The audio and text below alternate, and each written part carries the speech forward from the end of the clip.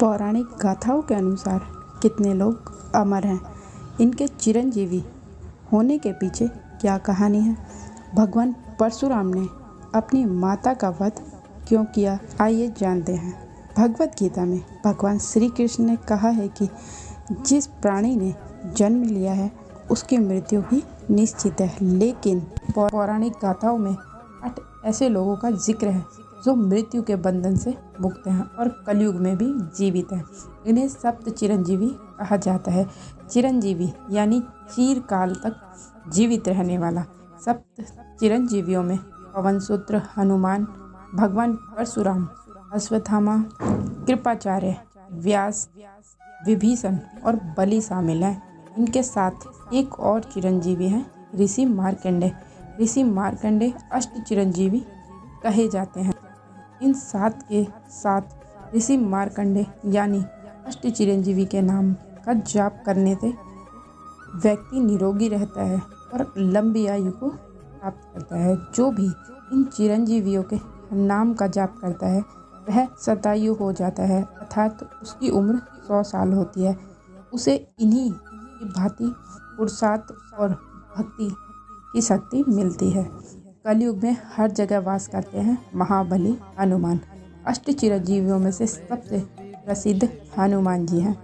धार्मिक मान्यता है कि हनुमान जी जब प्रभु श्री राम का संदेश लेकर सीता जी के पास अशोक वाटिका गए थे, तब सीता जी ने प्रसन्न होकर उन्हें अजर अमर होने का वरदान दिया था। भगवान राम जब धरती लोक से वापस वैकुंठ गए तो उन्होंने हनुमान जी से कहा कि कलयुग में भक्तों को तुम्हारी बहुत ज़रूरत होगी, इसीलिए भक्त जन की रक्षा के लिए तुम्हें कलयुग के अंत तक धरती लोक पर रहना है। हनुमान जी माता अंजना और केसरी जी के पुत्र हैं, इसीलिए उनको अंजने और केसरी नंदन भी कहा जाता है। श्रीमद् भागवत में एक प्रसंग के अनुसार हनुमान जी कलयुग में गंधमादन पर्वत पर निवास करते हैं। कहा जाता है भगवान विष्णु जब कल की रूप में अवतार लेंगे तो हनुमान जी समेत सभी चिरंजीवी दुनिया के सामने आ जाएंगे। वीर हनुमान की पूजा आत्मविश्वास बढ़ाती है। उनकी वीरता पर कभी किसी ने संदेह नहीं किया। उन्होंने अकेले उस लंका का दहन कर दिया जहां त्रिलोक विजय रावण का शासन था।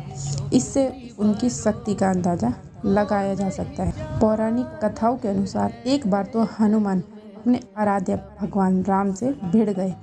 गुरु विश्वामित्र के आदेश पर भगवान राम राजा ययाति को मारने जा रहे थे, लेकिन राजा ययाति ने पहले ही हनुमान जी से शरण मांग ली। हनुमान जी ने फिर राजा को रक्षा का वचन दे दिया। श्री राम जब ययाति को मारने पहुंचे तो हनुमान जी लड़ने के बजाय राम नाम का जाप करने लगे। ऐसे में श्री राम जो भी बाण चलाते सब बेअसर हो जाते।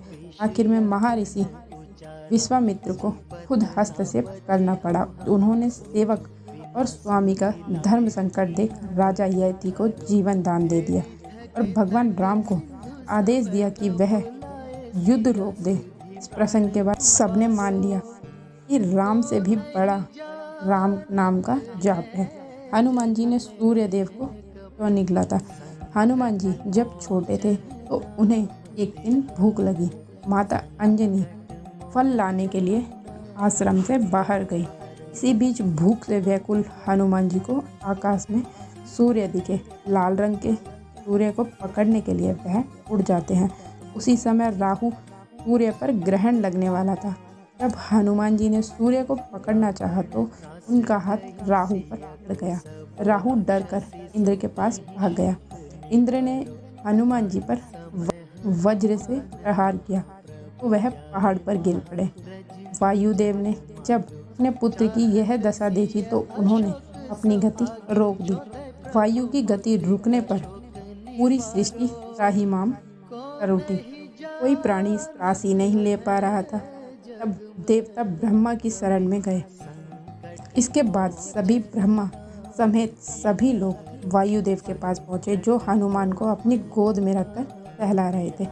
वहाँ ब्रह्मा, इंद्र और सूर्य ने हनुमान को वरदान देकर वायुदेव का गुस्सा शांत किया। तब जाकर उन्होंने अपनी गति दोबारा शुरू करी। हनुमान जी वीर तो थे, बुद्धि की खान भी थे।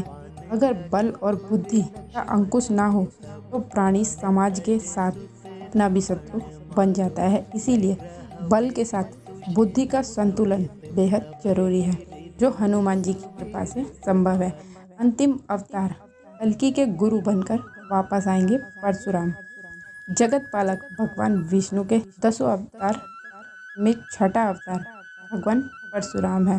परशुराम ऋषि जमदग्नि और रेणुका के पुत्र हैं। इनका जन्म सतयुग और त्रेता युग के संधि काल में हुआ। इनका नाम पहले राम था। इन्होंने भगवान शिव की कड़ी तपस्या की और उनसे वरदान में एक परशु प्राप्त किया।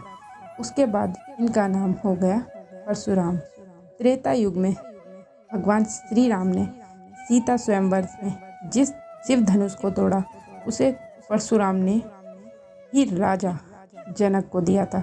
वह शिव धनुष को तोड़ने पर बहुत क्रोधित हुए और महेंद्र पर्वत पर अपनी तपस्या को छोड़कर तुरंत स्वयंवर सभा में आए। लेकिन उन्हें याद हुआ कि उन्हीं की तरह भगवान राम भी भगवान विष्णु के अवतार हैं, तो उनका क्रोध शांत हो गया।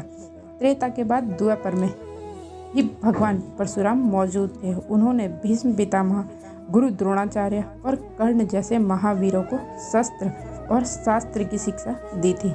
जब परशुराम को पता चला कि कर्ण ने उनसे झूठ बोलकर शिक्षा ली है, तो उन्होंने कर्ण को श्राप दिया कि जब उसे उनकी सिखाई विद्या की सबसे अधिक आवश्यकता होगी तो वह उन्हें भूल जाएगा और उसके रथ का पहिया भूमि से धंस जाएगा।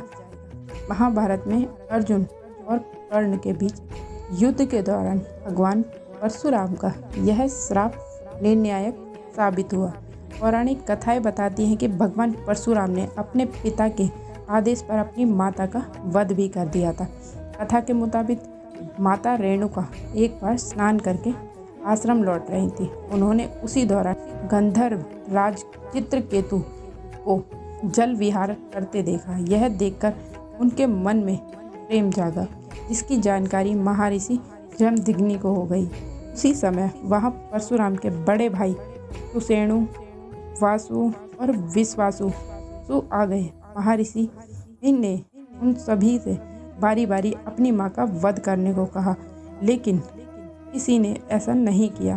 तब मुनि ने उन्हें श्राप दिया कि उनकी विचार शक्ति नष्ट हो जाए।